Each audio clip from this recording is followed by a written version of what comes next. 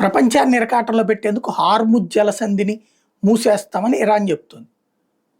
అది చేసినా మనం ఇరాన్తో మాట్లాడుకుని మన షిప్లు వచ్చేందుకు ఏర్పాట్లు చేసుకోవచ్చు, అడ్డుపడదు. రెండవది, అదే ఇరాన్ మనకు ఆయిల్ అమ్ముతుంది, అదే సందర్భంలో రష్యా కూడా మనకు ఆయిల్ అమ్ముతుంది. కాబట్టి మనకి పెద్దగా కొరత లేదు. అందులో ఈవెన్ మనకి హార్ముజ్ జలసంధి నుంచి వచ్చేది 2 మిలియన్ బ్యారెల్లే, మిగతా 4 మిలియన్ బ్యారెల్ వేరే వైపు నుంచి వస్తుందని ఆల్రెడీ హర్దీప్ సింగ్ పూరి చెప్పుకొచ్చేసారు. కాబట్టి మనకి బాధ లేదు.